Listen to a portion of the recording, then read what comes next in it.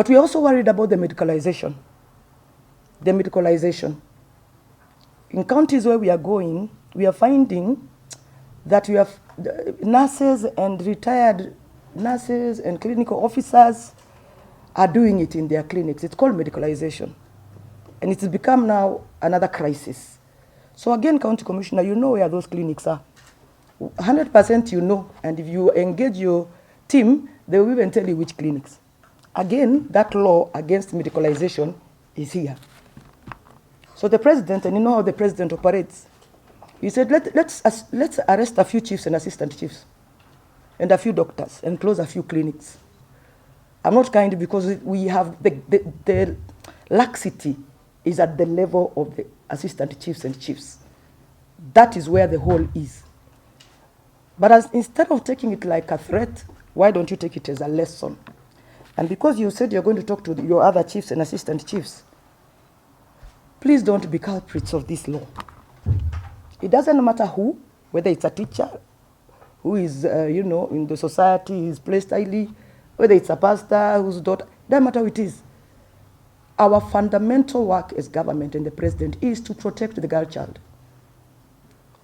To protect the girl child, just the same way he has to protect the whole country, the whole society. But the girl child on FGM and early marriage, that is our responsibility as a ministry given to us by the president. So these laws are here to be implemented. They are not here to be read. And then when you have a situation, chiefs, and I'm sure you can agree with me, you find people calling you, you go under a tree. I don't know whether you talk about a black goat or a white goat, you talk about money compensation. That is not the law. That's a kangaroo court. The law is here. Parents are going to be arrested because they need to know. Cutters will be arrested. Any provincial administration or police that is complacent on that issue will be arrested. If it is medicalization, we will close that clinic. We will arrest that nurse, doctor, former nurse, because that's what we're going to do. So that's the reason why we've taken time in these 22 counties to come and say it to your faces so that you remember. I think Embu is probably the county I have gone with the least uptake, 31%, is it?